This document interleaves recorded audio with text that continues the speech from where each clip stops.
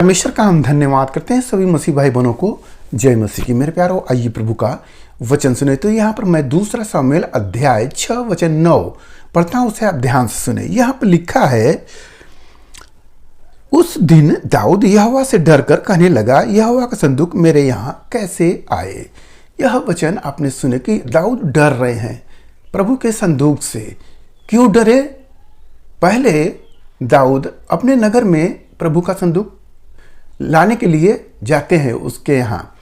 तो वो प्रभु का संदूक जो एक नई गाड़ी पर लादी जाती है और गाड़ी चल देती है। जो बैल लेकर चल रहे हैं, तो जो जिसके घर में थे उसके 2 बेटे थे और दोनों बेटे चल रहे हैं उसी, समझ लीजिए कि संदूक को संभालने के लिए एक तरह से।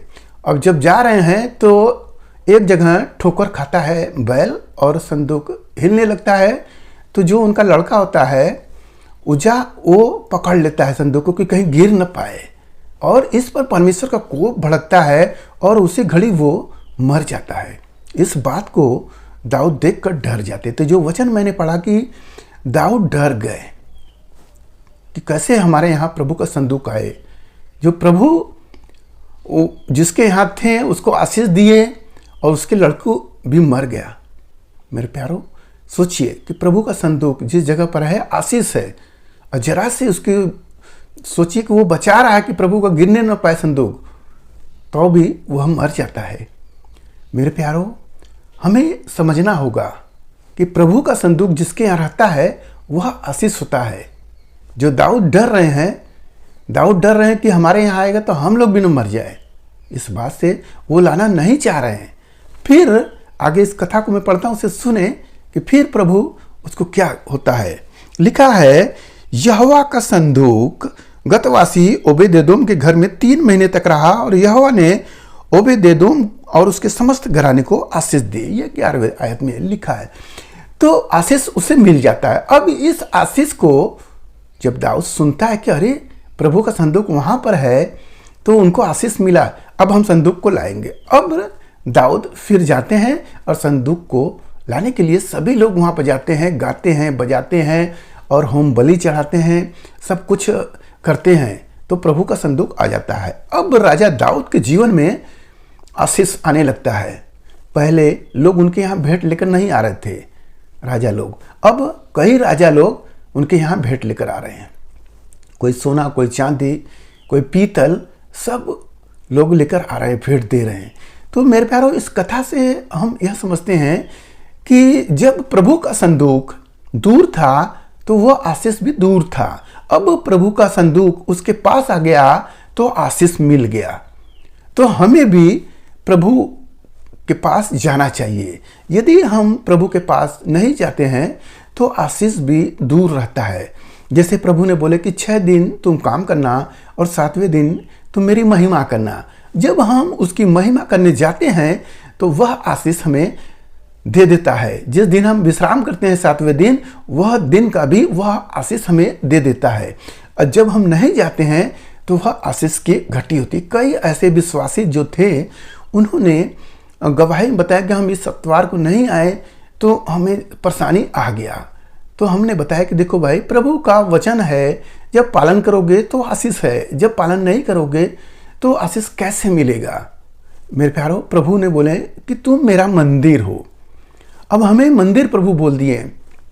इस मंदिर में आराधना प्रार्थना होता है। जब आराधना प्रार्थना नहीं होगा तो शरीर खाली रहेगा, इसमें परमेश्वर कैसे रहेंगे। इसलिए हमें आराधना प्रार्थना करने के लिए इस मंदिर को लेकर जाना होता है। हालेलुया।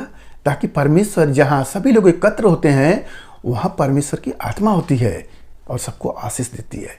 मेरे प्यारो, प्रभु भी चाहता है कि तुम मेरी महिमा करो और मैं तुझे आशीष दूं। हालेलुया। मेरे प्यारो, इस कथा से हमें समझ लेना चाहिए कि जो व्यक्ति के घर में प्रभु का वचन का संदूक रहा, उस घर को आशीष मिलता है। जैसे ही वो लड़का जो थोड़ा सा चूक करता है तो उसकी जान भी चली जाती है। तो हमें इससे डरना भी चाहिए कि कोई भी ऐसा काम हमारे जीवन से ना हो जिससे परमेश्वर का क्रोध हम पर भड़के। बहुत लोग ऐसे भी हैं जो प्रभु का भोज लेते हैं और गलत काम भी करते हैं तो उन पे दंड भी आता है। प्रभु के वचन में लिखा गया है कुरिन्थियों के अध्याय 11 वचन 23 में कि जांचो परखो, अपने आप को जांचो कि तुम कैसे प्रभु के देह में शामिल हो रहे हो। आगे पढ़ेंगे तो वहाँ पे लिखा है कि तुम अगर गलत तरीके से लोगे प्रभु का भोज तो कितने सो भी गए, कितने खत्म हो गए, कितने रोगी हो गए। तो हमें इन सब वचनों को ध्यान देना चाहिए कि प्रभु का नियम को हमें पालन करना है, तब हम भले चंगे होंगे। यदि हम जरा सा भी गलती करेंगे तो भले प्रभु का आराधना प्रार्थना करने वाले, भले आप पास्टर हो, भले आप बड़े दास हो, फिर भी आप इस गलती को प्रभु नहीं देखकर आपको दंड ही देगा। इसलिए हमें अपनी गलतियों को ध्यान देना चाहिए। मेरे प्यारो, इस वचन को समझे।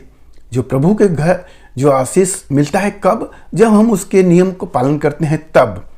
प्रभु का संदूक जब राजा के पास आ जाता है, दाऊद के पास, तो आशीष फलती है और बहुत ही आगे बढ़ते हैं। आप देखेंगे उनका लड़का जो सुलेमान था वो परमेश्वर को प्रसन्न कर लेता है। कैसे? बहुत से बलिदान होम बलि बहुत से चढ़ाता है और परमेश्वर से दर्शन में बातें कहते हैं, मांग तुझे क्या चाहिए।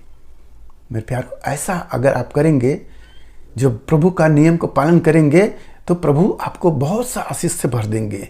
हमें इस कथा से समझ लेना चाहिए कि पहला कि अगर हम गलती किए हैं तो प्रभु से क्षमा मांग ले। गलती हमारे जीवन में होनी नहीं चाहिए। सत्य का पालन करना चाहिए, सच्चे रहें। जो 10 आज्ञाएं हैं उस 10 आज्ञाओं को पालन करना चाहिए। बहुत से लोग ये भी आपको कहेंगे कि अरे हमें परमेश्वर ने 2 ही आज्ञा दिए हैं कि पिता परमेश्वर को मानना और अपने पड़ोसी से अपने समान प्रेम करना। ये बात लिखा गया है, आप देखेंगे कि ये जो वचन लिखा गया कि ये 2 ही आज्ञाएं, सारी भविष्य जो बोला गया आज्ञाएं उसको पूरा करता है। कब? जब हम प्रेम करते हैं, एक दूसरे को धोखा नहीं देते हैं, चोरी नहीं करते हैं, व्यभिचार नहीं करते हैं, ये प्रेम में शामिल होता है। तो हम इस आज्ञा को भी 10 जो आज्ञा है इसको भी पालन करना है। ऐसा नहीं कि हम प्रेम करें और साथ में चोरी करें, झूठ बोले, व्यभिचार करें, परमेश्वर को ठट्ठे उड़ाएं। मेरे प्यारो, प्रेम प्रदर्शित करता है परमेश्वर को। लिखा है कि जो प्रेम नहीं करता वो परमेश्वर को नहीं जानता है, क्योंकि परमेश्वर तो प्रेम है। तो मेरे प्यारो, प्रेम से हमें कोई प्रकार का गलत काम नहीं करना है, परमेश्वर के नियम को पालन करना है। तो आज के इस वचन से आपको जो कुछ मिला उस पर ध्यान करें, प्रभु आपको आशीष देंगे। आइए आपके लिए हम प्रार्थना करें।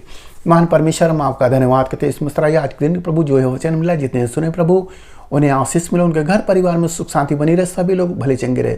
धन्यवाद करते हुए प्रार्थना यीशु मसीह के नाम में, आमीन।